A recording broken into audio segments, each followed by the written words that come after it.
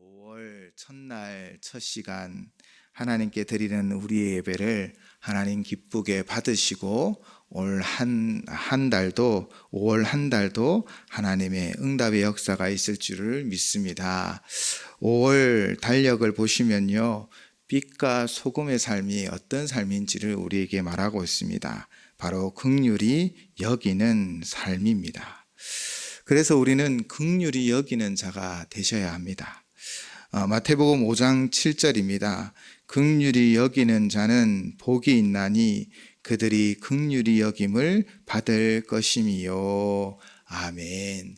긍휼히 여기는 자는 복이 있습니다. 바로 긍휼히 여김을 받는다라고 예수님 우리에게 말씀해 주셨습니다.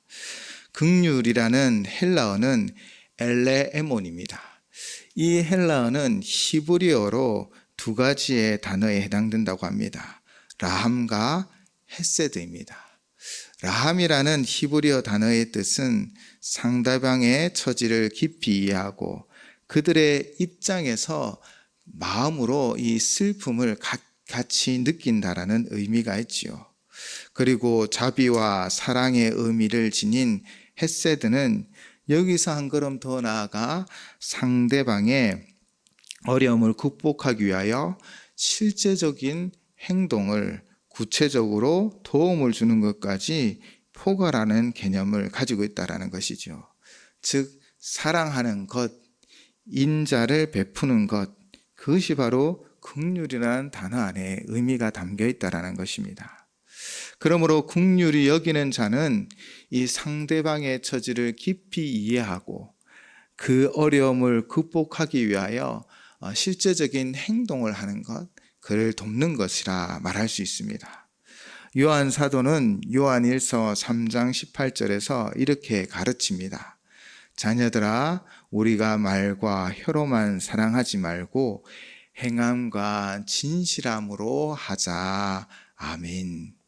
우리가 말과 혀로만 사랑하지 말고 사랑한다, 사랑한다 말만 하는 것이 아니라 바로 행함과 진실함으로 하자라고 사도 요한은 우리에게 분명히 가르쳐 주고 있습니다.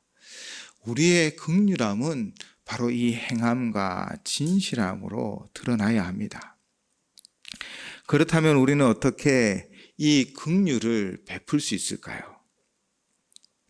남을 긍휼히 여기는 자는 하나님께 긍휼히 여김을 받게 되는 것입니다. 이 말은 내가 먼저 긍휼히 여김으로 그 보상으로 하나님께로부터 긍휼히 여김을 받는다라고 해석하기도 하지만, 그러나 그보다는 하나님께 받은 긍휼 그리고 사랑, 은혜, 그러므로 나 또한 남을 긍휼히 여기는 삶을 살게 된다라고 해석되어져야 한다라고 성서학자들은 이야기하고 있습니다. 그 이유는 무엇일까요? 긍휼이라는 이 성품은 사실 우리가 가진 것이 아니기 때문입니다. 즉 긍휼은 제약된 속성에서는 나올 수 없다라는 것입니다. 즉 이 긍휼은 하나님의 속성입니다. 우리가 먼저 긍휼을 입은 자요, 긍휼을 받은 자들이기 때문에 우리가 긍휼을 베풀 수 있다라고 이야기하죠. 그러므로 우리는 긍휼을 베풀기 위해서 우리의 마음에 먼저 이 마음을 품어야 합니다. 오늘 본문 말씀입니다. 5절이지요. 제가 다시 한번 봉독하겠습니다. 너희 안에 이 마음을 품으라. 곧 그리스도 예수의 마음이니. 아멘. 빌립보서 2장 5절의 말씀, 아마 성경을 다 폈었을 텐데요.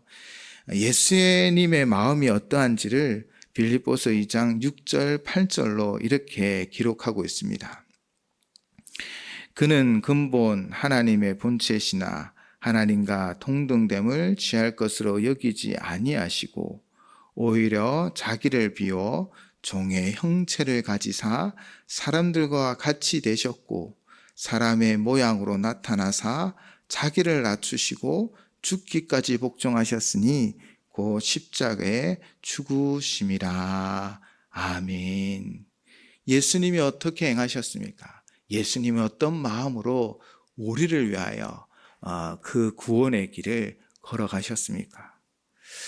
우리가 2장 6절에서 8절을 통하여 예수님은 근본 하나님의 본체시요 하나님과 동등됨을 받을 수 있는 성자 하나님이심을 분명히 알 수 있습니다. 그러나 예수님은 동등됨을 취할 것을 아니하시고 오히려 자기를 비워 종의 형체를 가지사 사람과 같이 되셨다라는 것입니다. 저 높고 높은 보좌를 내려놓고 오직 우리를 위해, 우리를 구원하기 위하여 그분은 종의 형체, 피조물인 사람의 모습으로 이 땅에 오셨지요. 바로 성육신 하셨습니다.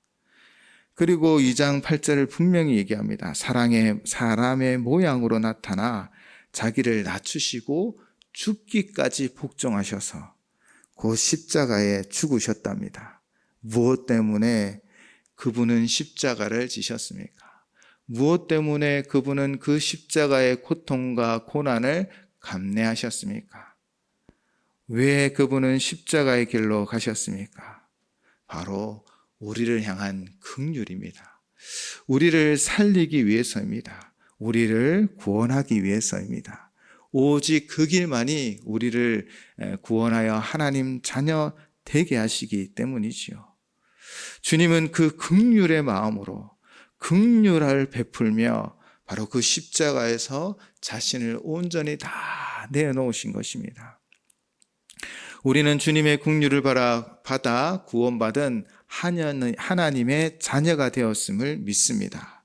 예수님께서 긍휼을 베풀어 생명을 살리셨습니다. 우리가 그리스도 예수의 마음을 품는다는 것은 바로 이 긍휼을 품는 것이요, 이 긍휼을 통하여 생명을 살리는 역사를 이루는 것임을 믿습니다. 5월 한 달 동안 우리의 가정에서 우리는 그리스도 예수의 마음을 품으셔야 합니다.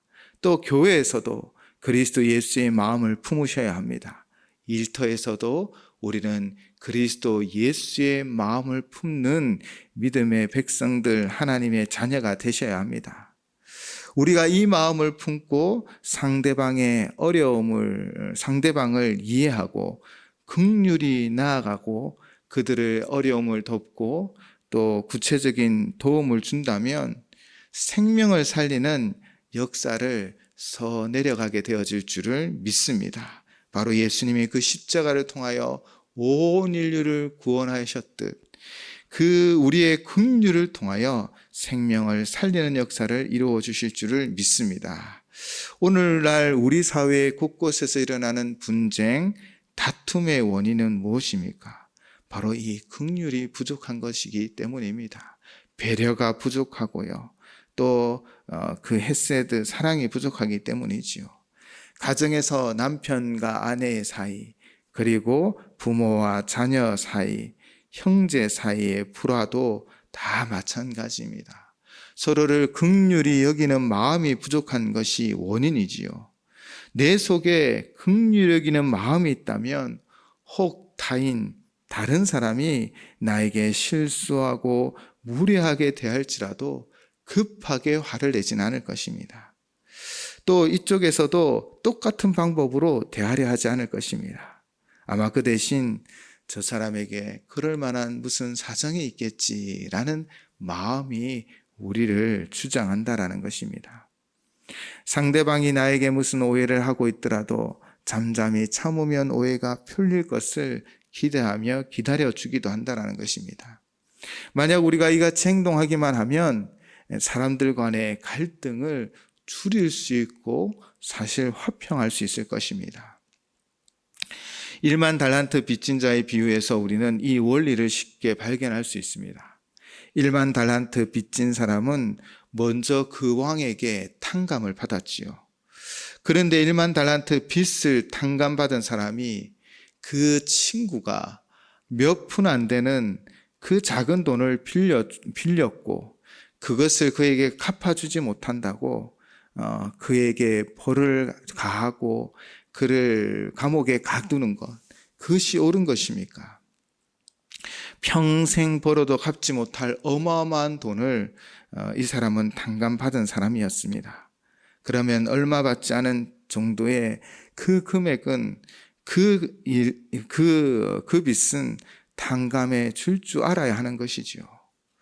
우리는 엄청난 하나님의 긍휼을 받은 사람들입니다. 우리가 받은 그 용서, 그 은혜, 그 사랑은 사실 인간의 언어로 또 인간의 단위로는 표현할 수 없습니다.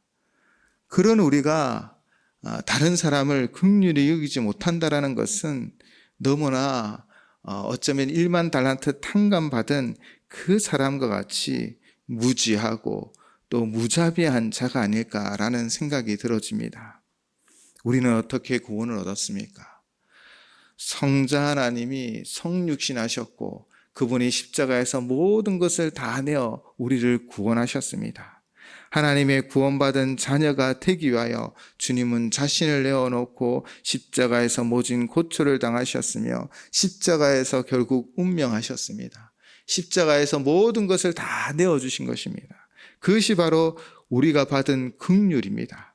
우리가 구원을 얻은 바로 예수 그리스도의 긍휼인 것이지요. 그렇다면 그 긍휼을 받은 우리가 예수 그리스도의 마음을 품고 서로를 향하여 긍휼히 대해야 합니다. 그때 주의 평화가 우리 가운데 임할 것을 믿습니다. 또한 분명한 것은 우리가 긍휼히 여기는 삶을 살 때 하나님은 더욱 우리에게 긍휼을 베풀어 주신다는 것입니다. 야고보서 2장 13절에 이렇게 말씀하십니다. 긍휼을 행하지 아니하는 자에게는 긍휼 없는 심판이 있으리라. 긍휼은 심판을 이기고 자랑하느니라. 아멘. 우리가 사람들을 긍휼히 여기지 않을 때 하나님께서도 우리를 향하여 긍휼이 없는 심판을 한다라고 야고보서에는 분명하게 기록하고 있습니다. 그러나 우리가 긍휼히 여길 때 바로 하나님께서도 우리를 긍휼히 여겨주실 것입니다. 우리가 이 세상에 살면서 서로를 긍휼히 여기는 것으로 많은 행복을 누릴 수 있습니다. 긍휼히 여길 줄 아는 눈으로 세상을 바라보면요, 어쩌면 세상은 더욱더 아름답게 보여질 것입니다. 긍휼히 여기는 자는 복이 있나니 그들이 긍휼히 여김을 받을 것이다. 예수님은 우리에게 분명히 말씀하셨습니다. 심는 대로 거두는 것입니다. 우리가 긍휼을 심으면 긍휼의 열매를 맺어가게 되어 있습니다. 그리고 이 긍휼의 씨앗을 심기 위하여 우리는 늘 우리의 마음에 그리스도 예수의 마음, 그 사랑과 그 은혜와 그 긍휼의 마음을 항상 품으셔야 합니다. 내 마음에 그리스도 예수의 마음을 품고 5월 한 달도 오직 긍휼함으로 서로를 돌보고 위로하고 격려하며 함께 한다면 우리의 가정도 또 교회도 우리의 일터도 그 긍휼함의 은혜가 충만하여 하나님의 평화가 넘쳐나는 삶의 현장이 되어질 줄을 믿습니다. 오직 예수로 충만하고 예수님의 마음을 품고 서로 대하고 섬기는 우리 모든 성도님들이 되셔서 우리의 가정, 교회, 일터가 그 긍휼함의 은혜가 넘쳐나시기를 주님의 이름으로 축원을 드립니다. 기도하시겠습니다.